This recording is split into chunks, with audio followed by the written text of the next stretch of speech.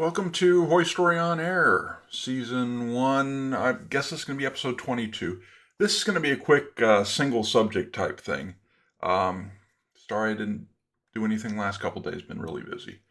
But I saw this, a little intro to this. There's a CBS reporter in Sacramento TV show that has done sit-downs with, maybe not Swalwell, I'm not sure, but most of the candidates for California governor. She was the one who famously got Katie Porter, former representative and notorious hothead, to walk out because she dared ask a follow-up question. So apparently this following video that came before Porter walked out. But what they have done is they have recut their answers on specific subjects into a video so you can see one after the other. This one is the transgender school sports debate. So I watched the first few minutes of this and said, you know what, it's probably better just doing my reactions kind of live on a show. So that's what I'm going to do. I'm going to get the YouTube thing up here on the screen for you. We're going to watch it. Like I said, I've only watched probably the first 5 or 6 minutes of this. I get frustrated and worked up on it. You kind of want to just bang your head over some of this stuff because it's just, some of these answers are absolutely nuts. But that's what happens when you've got Democrats on the wrong side of an 80-20 issue. And that 20% that's on their side is their rabid activist base. So all of us normies don't get any satisfaction. So here we go. Let's give it a shot and a listen.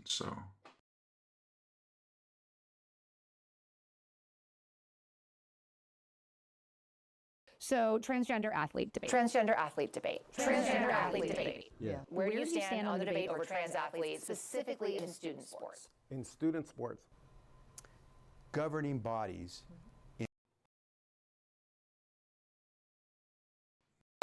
Quick note here.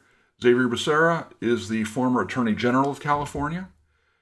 He is the former director of the Department of Health and Human Services under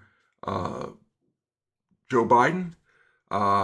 He is a piece of work. He famously sued the federal government because the federal government gave a waiver from the Obamacare rules regarding contraception and abortion to a group of nuns for their health plan. He wanted to force the government, or have the government force a bunch of nuns to pay for contraceptives and abortion. So that's the kind of piece of work he is. In those particular sports, decide who plays in the sport. There's nothing in the Constitution that says that you are entitled to play a sport. Well, there is in California. So In the Constitution? no, not in the Constitution, but there is a California law that says that it would be discrimination, that you cannot discriminate. See, he's playing a game here. It says in the Constitution. The Constitution doesn't say that. Well, the Constitution may not say that, but we got laws, and they were passed when you were here. But he's going to play this game. Sex-segregated sports, bathrooms, or team activities. They legally are required to allow that student to play in whatever gender sport they want. Yeah, I'm not sure if I'd have to look at the way you've read the law to be able I actually have it. The bill would require this. I'd have to look at the way you read the law. He's squirming on this already. It's incredible. This is actually from the bill. Oh, this The bill is would require this is current law. current law. The bill would require that a pupil be permitted to participate in sex-segregated school programs and activities, including athletic teams and competitions, and use facilities consistent with his or her gender identity, irrespective to the gender listed on the pupil's records. Now, you are the former AG. Yep. as a former AG and potentially future governor. Where do you stand on the debate to allow transgender students to keep this law intact as is and allow transgender students to play on whatever team they'd like? The law rules. Those are the rules. If there's a law that says you cannot discriminate against someone because of who they are, then we must protect those individuals based on the law. But there is nothing that I'm aware of that says that we must, because of the Constitution, allow someone to. Back to the Constitution. He's playing a game here, people. Oh, that's the... As if he's not running for office and suggesting that there are laws that need to be added or changed or whatnot. It's like, oh, why is he even going to be governor? It's a static situation. Nothing changes. We just have to follow the law. Well, there's a debate. Now, this law was passed, I think, 2016, 2017. It was under Jerry Brown, when Jerry Brown was governor, the second time, or third and fourth time, whatever. That's when it was passed, and there was less of this garbage happening now. We had a social contagion, and that's firmly what I believe this is. No one's born in the wrong body. This is a mental problem that you've got a bunch of doctors who, frankly, I hope 20 years from now their names are mentioned with Joseph Mengele, the doctor who experimented on patients. I shouldn't say patients, on people, because they weren't really his patients. He had in Auschwitz and other concentration camps during World War II. They are butchering children. And he's like, oh, this is, well, the Constitution rules, but then we pass laws, and I can't touch a law. Give me a break. Play in a particular sport. I was going to say to you before you mentioned the law that it's the governing body for that sport that will usually set the rules. Well, so this is specific to team sports for schools, right? Okay. So you can't discriminate. Right. And so, for example, a club sport. If someone says, hey, I want to be able to play on that club sport.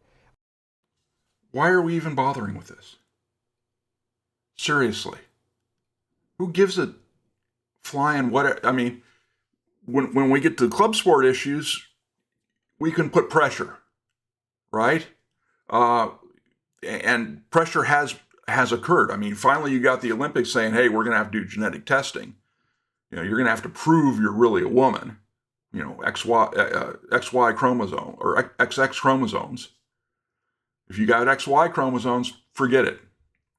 And the Olympics is finally doing that. There's other sports that are finally doing that. And pressure is being put on other governing bodies to not allow men to take advantage of women.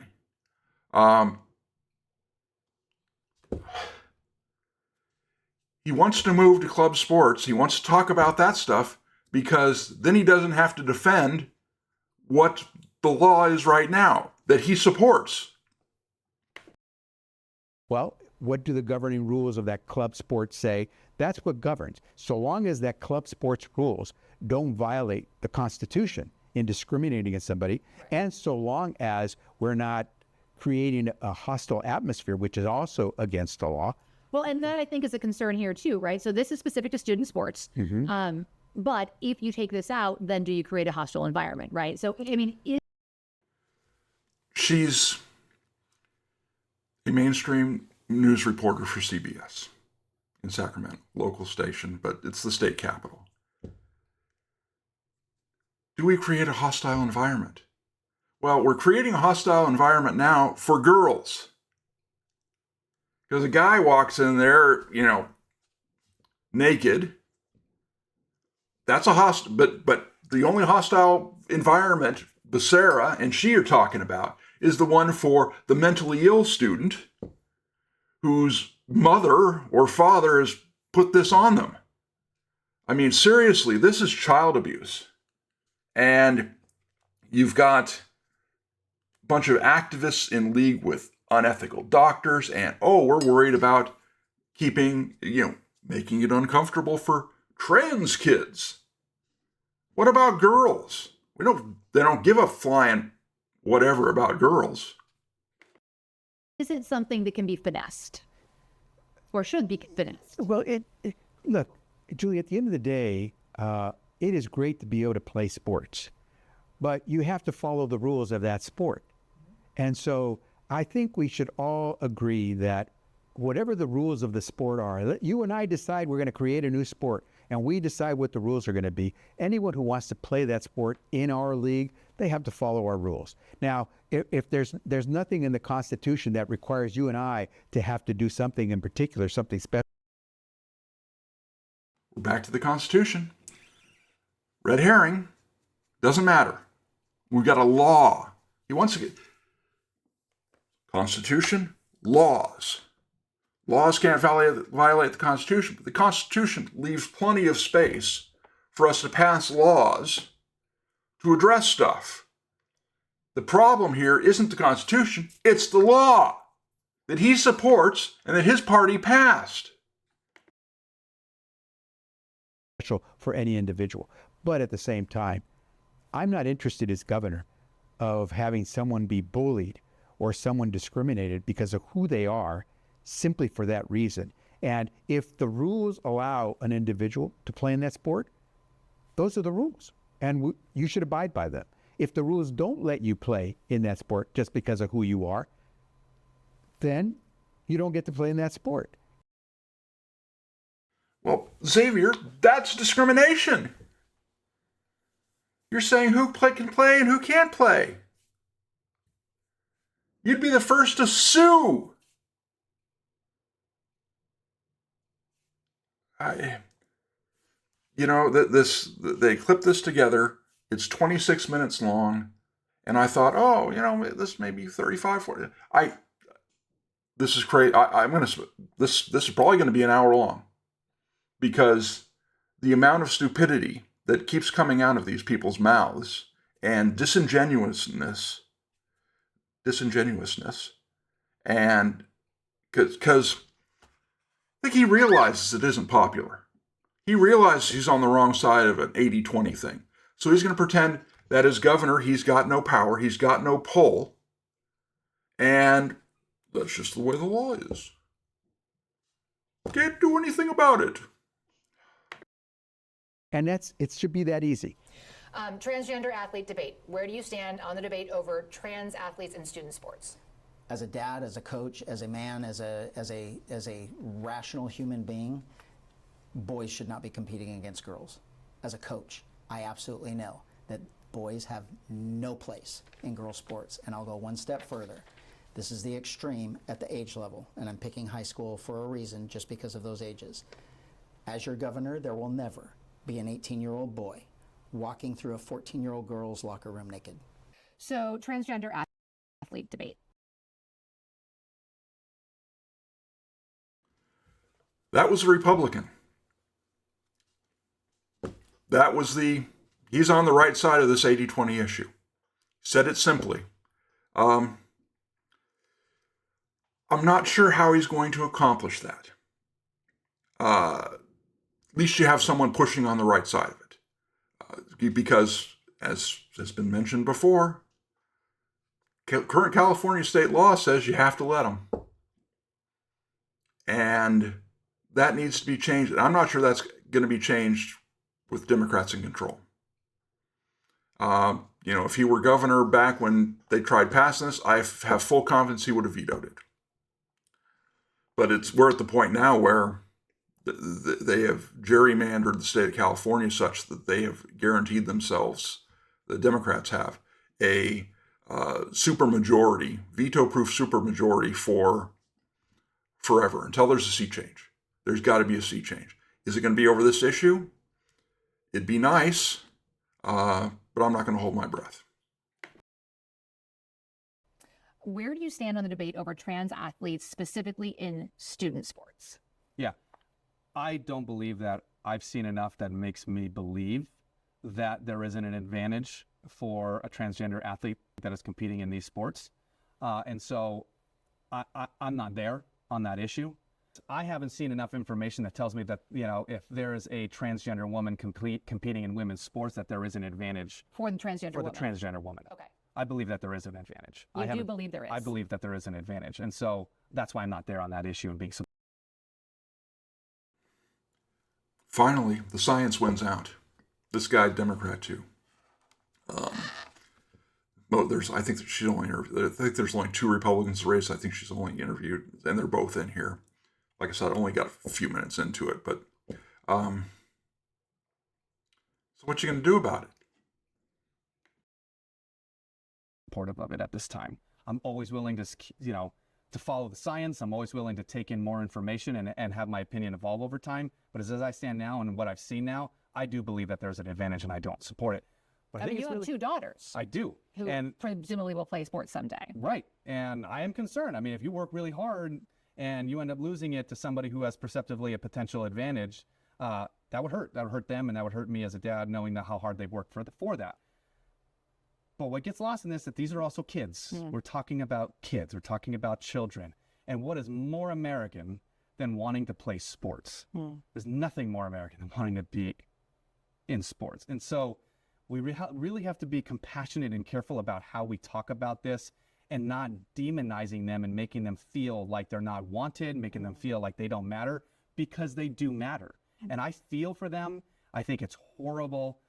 Some of the pain that they've had to endure over the last couple of years as a result of these, when they're just trying to be who they are and who they believe themselves to be. So that hurts me as just a person and as a parent, because I can only imagine what it's like for them as a child to go through that, but then also the parents to see their child go through that.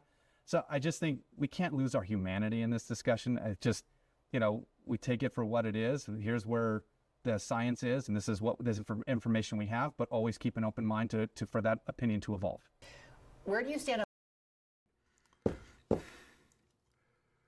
Yeah, the science isn't going to change on this, because this is one of the most studied things in history. I still remember a few months back, my mind was blown by a person. It takes multiple college degrees to be a special kind of moron. And some left-wing woman was arguing that, put out a paper that was published in a peer-reviewed journal, that the reason women don't perform as well in sports as men is because we've segregated sports. If we just let women compete directly against men, then women's achievement would rise. That comes from someone who probably has never played a sport, because I saw, they have co-ed intramural sports in colleges. And one of the key things about those co-ed intramural sports has always been you have to have a minimum number of girls on the field. I think I played soccer. I think you had to have at least 4 girls. You could have more girls, but you could have no fewer than 4 and compete in the intramural. Why? Because, frankly, the level of girls versus the level of boys, it's a handicap. Having more girls is a handicap to your team. If it's a mixed gender team. I still remember going to a college soccer match, Cal Poly, my alma mater, when I was living in town. One day they had a doubleheader, basically. They had the girls' team play first, and then an hour later they had the boys' team play. And the difference in the speed of the game was readily apparent. And Cal Poly girls were playing like one of the top 10 girls teams in the nation. I think it was University of North Carolina or something. There was one girl on the University of North Carolina team who was faster than every other girl on the field. She was probably women's national team material. She was fast. She's slower than the guys, which means that all the other girls were a lot slower than the guys. So this is, the idea, it's going to evolve. No. And hey, I understand having some sympathy for these kids who are being deceived by their parents, society, doctors. There's some sympathy there. But the way to solve that is not to allow the widespread abuse of girls, because that's what's happening. Like, all this, walking through a locker room, again, because as she read the law, California law requires schools to allow access to girls' locker rooms to boys if they state their gender identity as female. You're asking for it. You're asking for problems. The debate over trans athletes playing in student sports. Well, how about in any sports? And I was, the head of the largest athletic commission in the world. I took genetics too, because I have a degree in neurobiopsychology, and I took biology and genetics. And I do know that XX is XX and XY is XY. And I don't know of any way possibly to mutate those or change that. So I think I'm going to stick with science. California law states that essentially you cannot discriminate based on gender identity when it comes to education, period. So whether it's using a bathroom or playing a sport. There's nothing really the governor can do to change that. It is in California law. How would you handle that debate as governor? I'd ask the people of the state to revisit it and see what the state and the customers of California Through a ballot want. measure. Yes. What? We're Proposition State. Let's ask the customer of California what they want. And by the way, they have the right to change their mind over a period of time. And if what they did 10 years ago is different with what they want today, then let's operate under the paradigm of what they want today. And then take that as the new law and lead it and give the customers what they want and a little bit more. Where do you stand? I'd never heard of this Klubeck guy before. He's apparently the businessman. He's a Democrat. He's the only one who sounds halfway sane in here, or completely sane. She's right to point out that the governor can't change the law, but he's got a bully pulpit, right? He can do something about this. And frankly, the way this is going to have to go is somebody with some money, and it's probably going to have to be a conservative because Democrats are all in on this, on their 20% side, is going to have to get the people out to sign a ballot measure. And he's right. That's probably the way it's got to go. Only sane Democrat in the race, he probably doesn't have a prayer. He's not a politician. We'll see. If it's him and,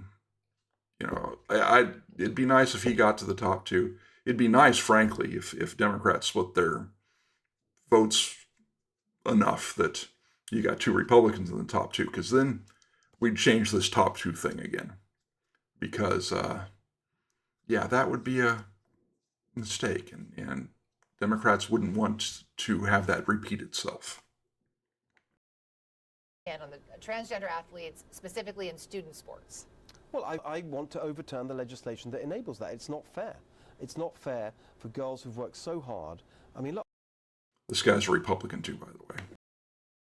I'm wearing it here. I've got this wristband, which was given to me. I went to Clovis. It says very clearly, Save Girls Sports. A young fighter for girls sports gave me that. I spoke at the track and field championships at Clovis earlier in the year to announce my plan, which is to overturn the legislation. The governor has the right to challenge legislation and overturn legislation through the courts if the governor believes that it violates the state constitution. So we believe that legislation, Who's we? me and my legal team, Okay. violates the California Constitution in two specific places. How so? Section 28, which guarantees safe schools, and Section 31, which bans gender discrimination. Most Californians are against that. Most Californians want that to change. Every poll shows that. I was going to say, can you cite a poll? Yeah, I mean, the last one I saw just within California was, I believe, 69% against that, which is a big number for California, given that this is an issue that Democrats have championed. So the Democrats are on the wrong side of California public opinion on this. Parents are very concerned about it. It comes up all the time. Look, my focus in terms of the campaign I'm running is those core everyday issues of, everything being so expensive, housing costs, gas prices, those things, the business climate. But this is a big issue, and parents raise it with me the whole time. And so I would argue, and we will argue, in the courts that actually the gender discrimination that is supposedly protected in that bill is going the other way.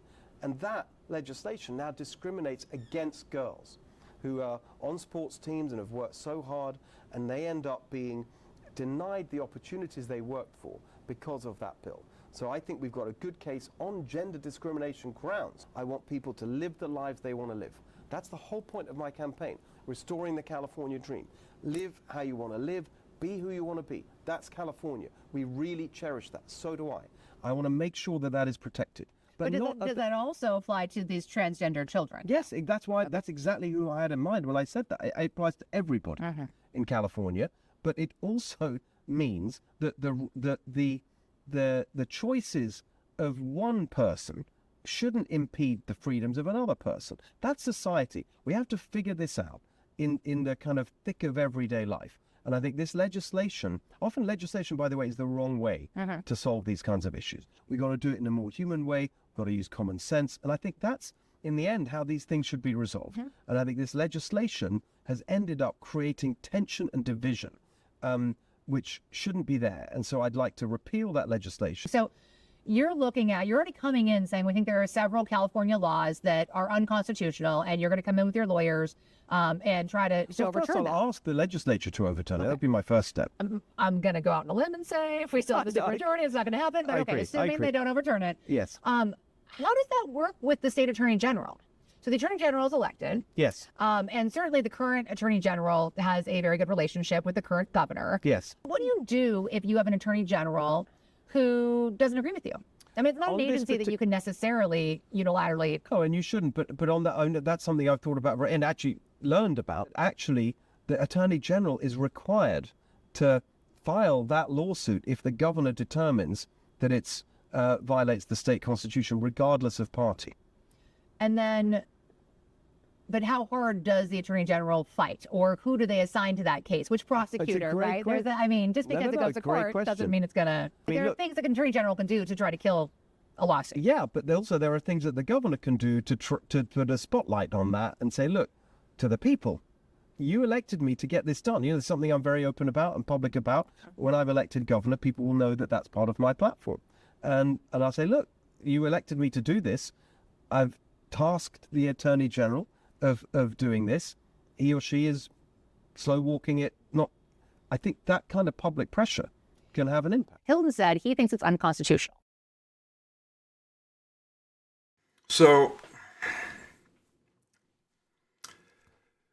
yeah, I think the idea, the previous idea of getting a proposition and doing it's probably what's going to happen. This is now an interview with our horrible attorney general, our partisan attorney general. He is I'm ranking them. Scott Wiener is the worst politician in California. Gavin Newsom's second. Rob Bonta's third. And they're all close. It's not like any one of them is really running away with the worst politician in America title here.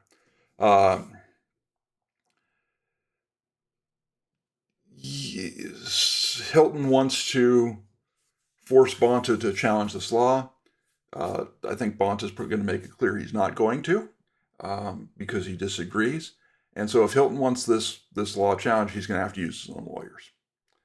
Maybe he can get the state to fund it because Bonta's not going to, because Bonta's all in on this transgender stuff. And therefore, he wants to overturn it. I mean, legally speaking, you have to have thought about this. If you have a Republican governor who comes to you and says, sir, you have to file this lawsuit on behalf of the state of California to overturn an existing state law because I believe it's unconstitutional, how do you as AG handle that? First, the governor is not my boss. My boss is the people of the state of California. I'm independently elected. I'm an independent constitutional officer. I do not answer to the governor. I don't take direction from the governor. But your office is his legal representation. They are when the governor seeks it, they are my client. The governor is my client. So he's often my client. I represent him. I represent him in the National Guard case, the tariffs case. So Steve Hilton, though, could be your client, and he could say, I want you to file this lawsuit on my behalf. Right. And I can't do things that are unethical, or violate my professional obligations, and that are unlawful. And he can point. He does it all the time when it comes to gun laws in the state of California. There is a law in the state of California that requires, when you submit your application for concealed carry license to a law enforcement, either the chief of police of the city you live in or the sheriff of the county you live in. It depends. You can sometimes pick and choose which one you want to do. But once you submit that application, they have 120 days, 4 months, to either approve or deny it. If they deny it, they've got to give you a reason why they're denying it. The federal government is currently suing the LA County Sheriff because they were taking 2 years, not 120 days, 730 days, if I did the math right, and more, to issue licenses. Oh, we don't have enough man, blah, blah, blah, blah. Bonta didn't lift a finger to defend the rights of people who want to exercise their Second Amendment rights. Didn't lift a finger. It took the federal government to do that and a Republican attorney general to start forcing that. He plays all high and mighty. He is a politician like all the rest. He's a snake. And he'll do what he wants. To something that is completely constitutional, completely lawful, and requests that I represent him in a lawsuit. And I would say, no, I will not do that. I cannot do that. It's not unlawful. It's not unconstitutional. And there are folks who might believe that, like Mr. Hilton believes it, and they can sue in court. There's another pathway to do that. People who are impacted, who have an injury, who have standing, can go to court and challenge it. I mean, that's happening now. And so, yeah, they can go and challenge it, and he'll defend it. Because, like he said, he thinks it's all legal. There you go. He thinks it's all legal. He thinks this is the right thing. This is what you voted for it. You're getting it. so we're going to see. And this federal administration thinks that. And so they think it violates the Equal Protection Clause and Title IX. Mm-hmm. And so we completely disagree. And we're going to go to court and make our arguments. I generally defend the laws of the state of California. That is my duty, unless they're unconstitutional. Sometimes there's a rare example that Kamala Harris thought Prop 8 was unconstitutional and she refused to defend it. But we generally are defending the laws of the state of California. We go through the court process, and if a court decides against us and strikes it down, then we will. But the AG doesn't attack laws of the state of California at the request of a governor. That's not a thing. If he did give you evidence of something was unconstitutional, would you work with him? I would take the messenger with a grain of salt because he's not an attorney and he's ideological.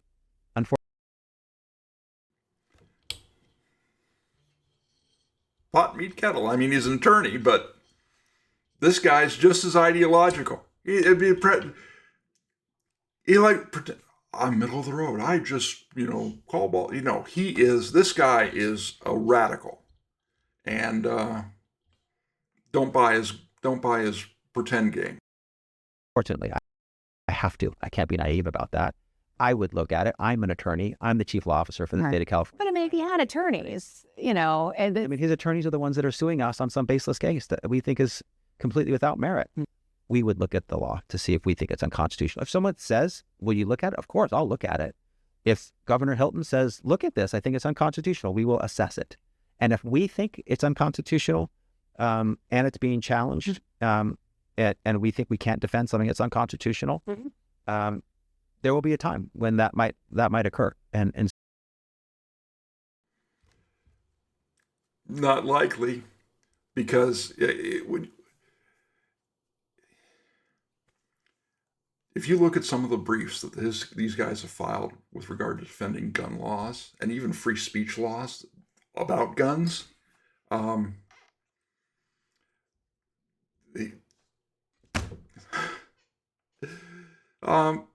yeah, it's a joke. I can't say anymore. Just like it did for Kamala Harris and Prop 8. So we're open to things that are possibly unconstitutional. For the record, Prop 8 was a proposition defining marriage in California as one man and one woman. and it won back in mid-2000s or whatnot. The story of how it lost in court after Kamala Harris refused to defend a properly passed law, properly passed proposition, is a story for a whole nother day. But it should come as no surprise the judge who oversaw the trial and made the decision is, in fact, gay. And hid that and a whole lot of other stuff in order to be in a position to overturn it. So, yeah, it was completely unethical, but that's what we get. But I got to say, I just have a lot of dubiousness about non-attorney, non-governor, very ideological Republican Mr. Hilton's view about the constitutionality of these very cultural war issues. Transgender athlete debate. Where do you stand in the debate over trans athletes, specifically in student sports? Yep. So I think these are rules that can and should be set by the governing bodies. Governing bodies. Where have we heard that before? Oh, yeah. It's the talking point. Xavier Becerra's played this same game. This is how they're going to try to appeal to the normal. I got no power. I can't say. I can't tell. I can't say anything about this. So the case of California school sports, the California Interscholastic Federation, they should be making this decision at every level of sports competition. In California, it's actually state law.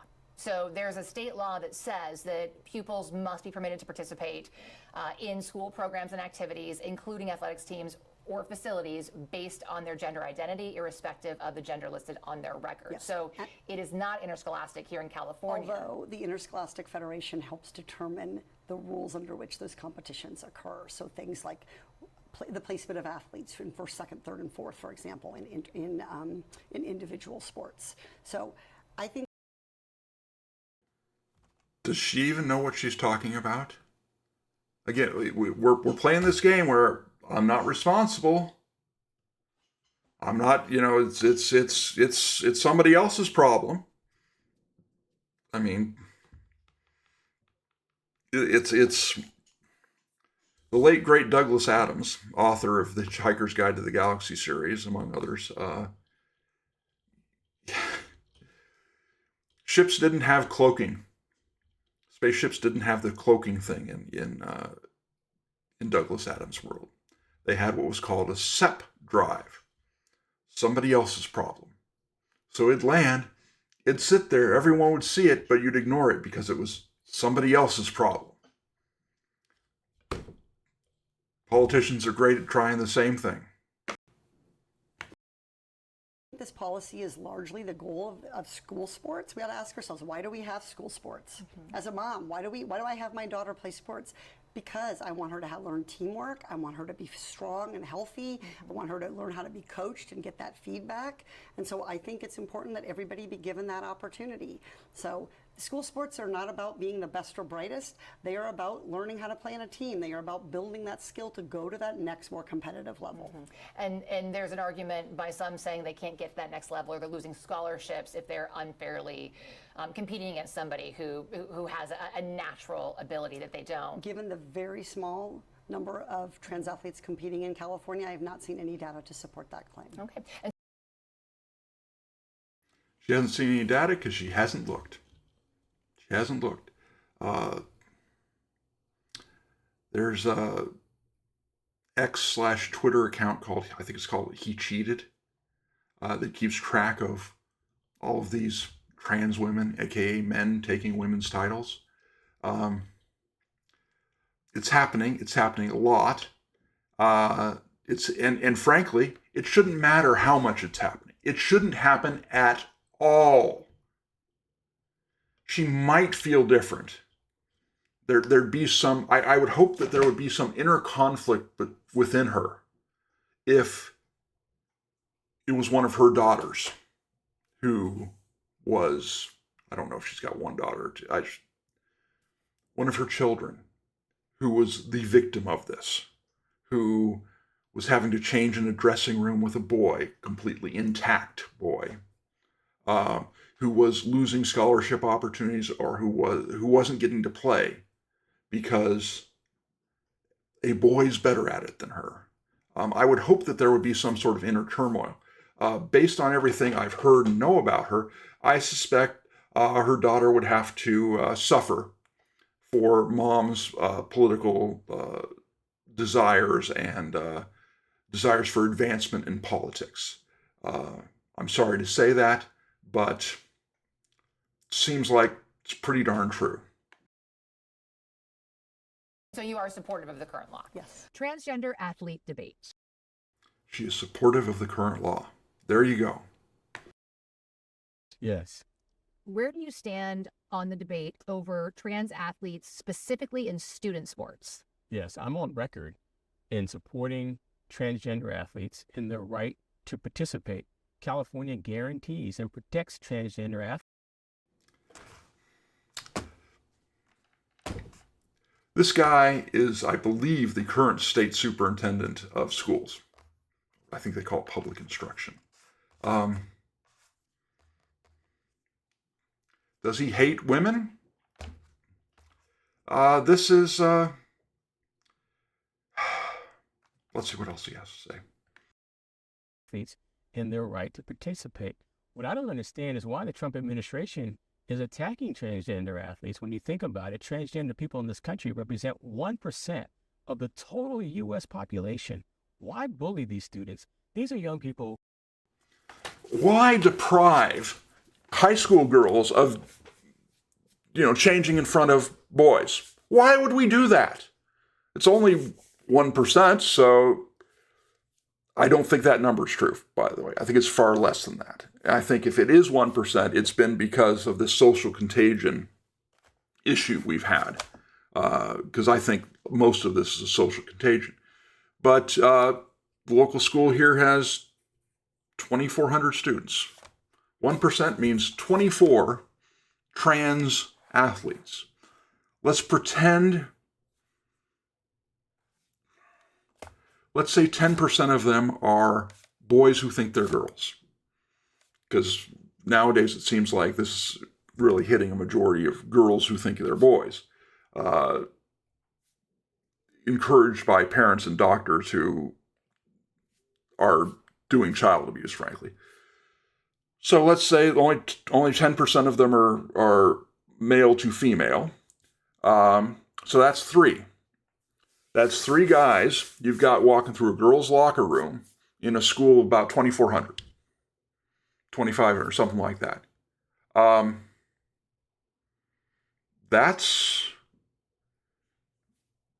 Take that out of the school's area and just out in the real world. You had 3 guys out in Area 2,500 walking through women's locker rooms, walking into spas,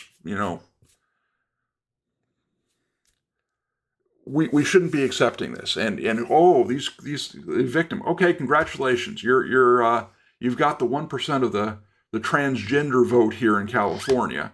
And women. What was the line they used to say about women who were royalty who was married off to cement alliances and that sort of thing? Just lie back and think of Mother England or something like that. Because that's what this guy's saying. This is embarrassing. And bullied at their meets and at their games.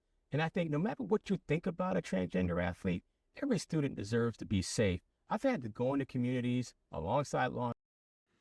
Every student deserves to be safe except the girls who have to change in the same room. This is enforcement to arrange safety for athletes because some adult wants to bully them. That's unacceptable. We are a state that can accept diversity, and we will make sure that we follow the law and protect the rights of transgender athletes to participate and to be able to do so safely. But not girls. Not girls. Where do you stand on the debate over trans athletes, specifically in student sports? Yeah, I think I've been pretty clear on it. It's a non-issue. There are only 200 transgender. It's a non-issue. Only some women, small number of women girls are having to suffer through this. Of course, you think about the recent case with this kid down in the Riverside area, I think, is where this kid is, A.B. Hernandez. Did the track meet last year, stole some medals from girls, is on a volleyball team that just cruised through a lot of their schedule, even after a bunch of schools said, no, we're not playing you, because of him. Not her, him. There's 12, 15 girls, maybe 6 on the court at a time, but 12 or 15 girls probably on most high school volleyball teams. And you play 20 games a season, 15 times 20, 300, if I did the math right. 300 girls are impacted, not a handful. That's just for one. Each one affects 300 girls. And when you go into track, and it's the state,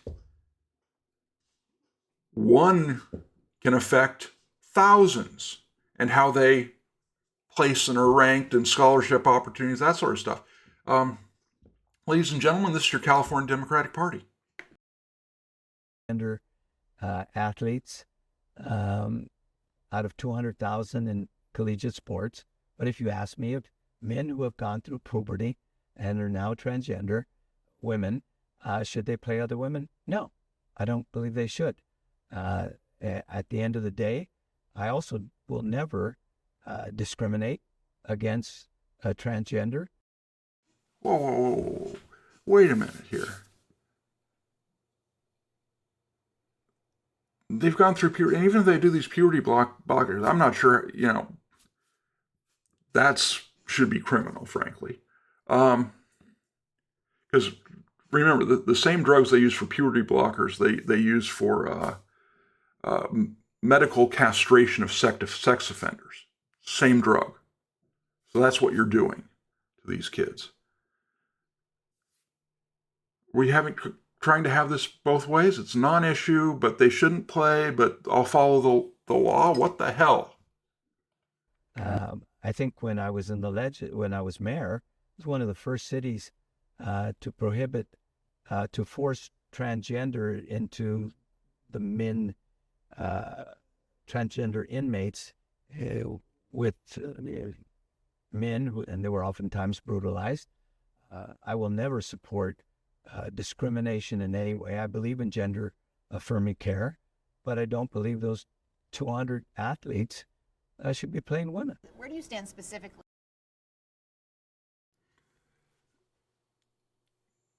I'm not sure if that was focus grouped or, because that's just muddled. It's like, okay, we'll take the trans women who are men out of the men's prisons because they're getting brutalized. We'll put them in the women's prisons where they brutalize the women. I mean, the answer would be, in theory, just put them in a separate unit, but I'm not sure that's safe either. But they shouldn't play, but very Biden-esque. I'm not sure how old Villaraigosa is, but he's kind of old, and that wasn't a particularly good answer or performance there. On the debate over transgender athletes in student sports. This is something I'm going to say I'm still learning about. And shouldn't take that long. It really doesn't take that long. I mean, I know people who can, lay out both sides in a half an hour, and you'll know all you need to know. Heck, you should have known all you need to know in your high school biology class. But we'll play this game. Where I've been getting a lot of my information or becoming aware of the issue more is from parents of transgender children. Not a good source of scientific or factual information. You're not learning about the issue. You're being propagandized to, and you don't even and you're proud of it. You're proud of it. who are in high school and college. They're playing sports, and I don't know where I would stand, to be honest. And part of why I don't know where I would stand. It's maybe the first honest statement in the past 15 minutes of this video. I find this interesting. I do. I mean, I'm cynical that if she was elected, and I don't think she's got a prayer. I think she's the current comptroller or whatnot, or what former comptroller of the state of California, numbers person. I got a feeling if she's elected, she's going to toe the Democratic Party line on this with the 20%. Or I guess if it's in California, it's 30%. 20% nationwide. We have 50% more crazy here in California, because 30% think this is okay in California. Yes, it's not 10% more. It's 50% more. Math is fun. Is because for a lot of parents who are trying to help their children navigate this, and particularly getting to be adult children, there's not a lot of support to help them, really guide their children about what to do. Obviously, the parents would like to see them have full participation, and the focus is on these transgender kids. It's not on the girls. They don't care about the girls. the arena where their children feel that they are their authentic selves. On the other hand, there's also, just a lot of backlash that can happen. And so, how do you, as a parent, really prepare your child for all of that as well? I think there are ways that we can actually integrate transgender athletes in, whether it's like developing a separate league, or there are ways to still encourage their participation. I never want to discourage their participation in athletics, but to the extent that we're still trying to really understand what this means for everyone in athletics, I would say I want to learn more about what's possible, but I also don't want to have opportunities cut off for anybody. Where do you stand on the debate? Again, I bet you she caves. If push comes to shove, and she may cave before the election. They have some of these debates, and I would hope that they would bring this up in debates.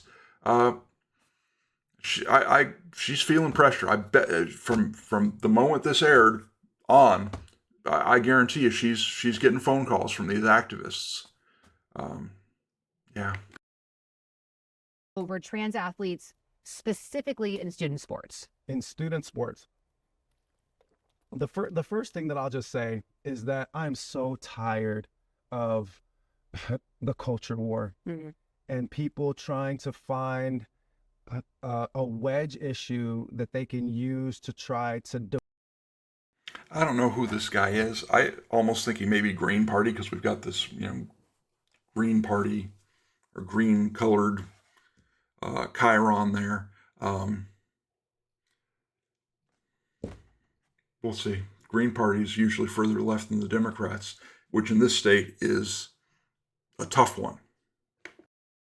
Divide people and to fearmonger because what it always leads to is the erosion of our rights. They're coming for our rights and they're coming for our pocketbooks. So don't get distracted by the culture war and the fearmongering. And we haven't been a part of that as Greens.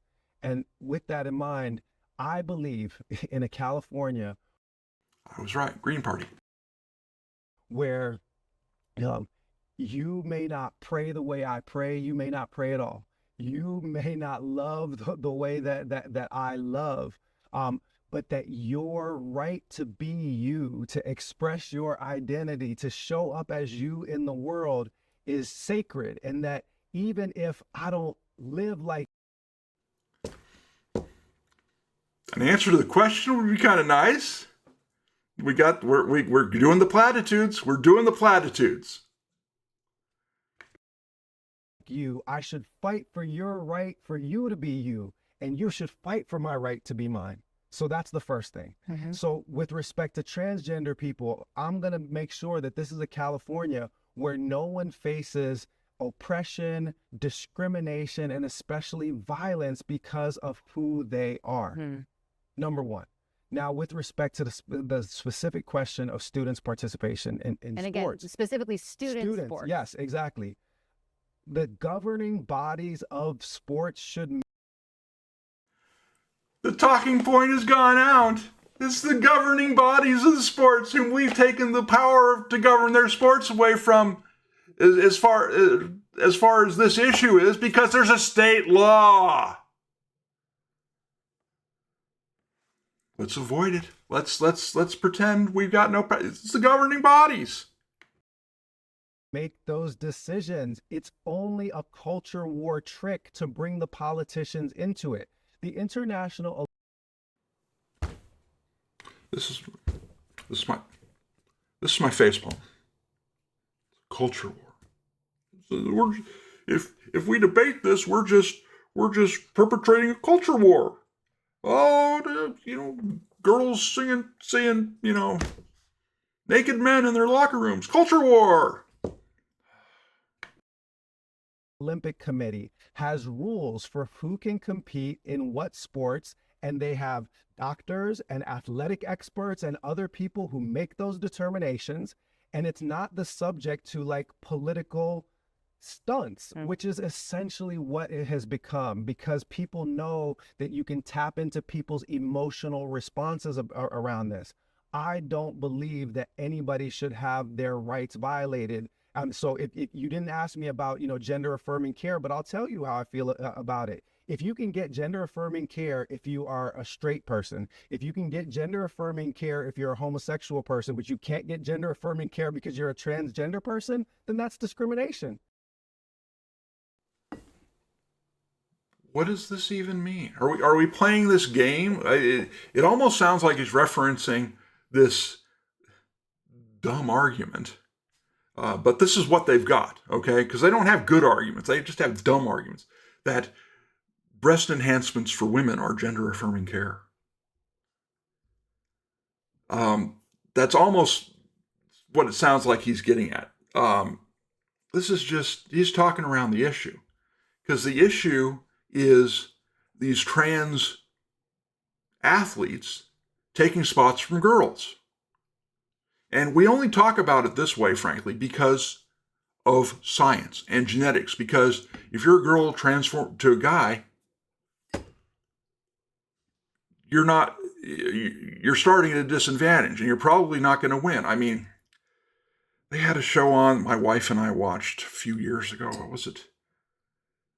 I think The Rock was the host, and it was this, they had these athletic battles and contests to see who, and it was, and they had this guy on, looked like a guy, wasn't, who, was talking of, you see him in the locker room with this, the guy he's competing against talking about, oh yeah, I won a national championship in basketball at Stanford.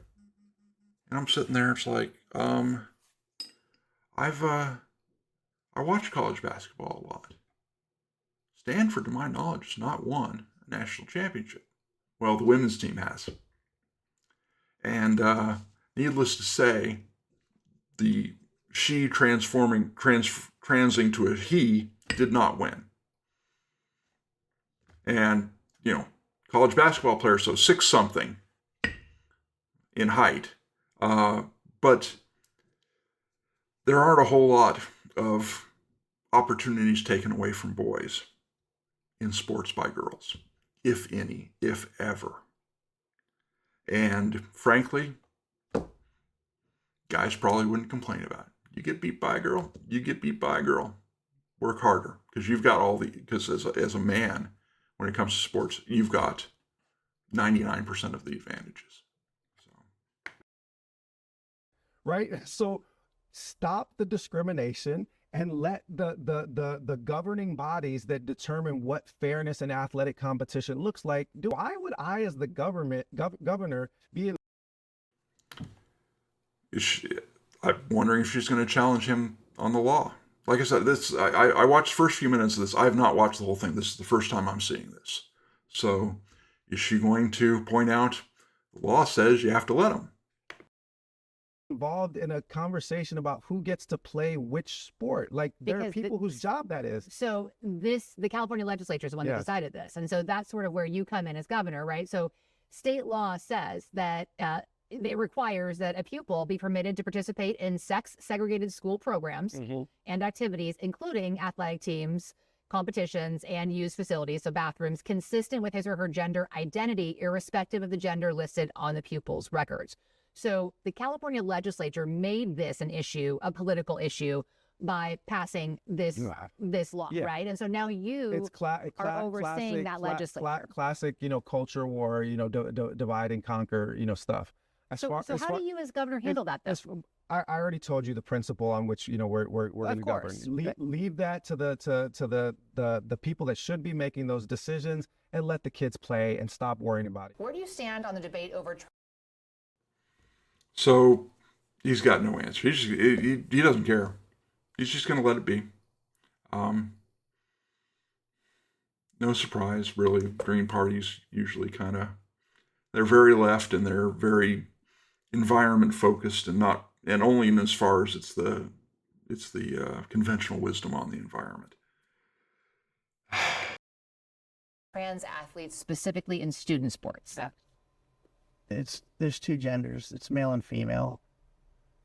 The boys play with the boys, the girls play with the girls, and not assigned that. Like, you're born a boy, you're born a girl. That's it. Boys play with the boys, girls play with the girls. Now, state law actually requires that pupils be permitted to participate in sex-segregated school programs and activities, including athletics and the use of facilities, bathrooms, consistent with his or her gender identity, irrespective of the gender listed on their school records. So right now, state law regulates that transgender students are allowed to play on whichever team they want. As governor, do you support that? Do you try to overturn that? I mean, Just looked the guy up. I haven't seen him before. He looks like he's a Republican, and probably doesn't have a prayer. This is why you're hearing sane things from him so far. what is your view of that? I don't support that. I would like No, it is state law. Not every law is perfect or brilliant or genius. Okay? Again, it's another man-made decision. Most laws aren't perfect or whatever or genius. Yeah. We have the power to change it. And this isn't, again, why are we having this constant conversation? I mean, this one's about children, so that's a different story, but why is it this constant conversation about these extreme minority groups all the time? Like, there are so many parents that are concerned about this. I want to see it overturned. I don't think it's right. And I think there's a lot of people out there that would support that. And if we're going to keep having this argument and fighting with the legislature, then I'd like to help make it find its way to the ballot and people can actually vote it. Because I really want to hear the opinions and the voices of the people, what they want, more than anything.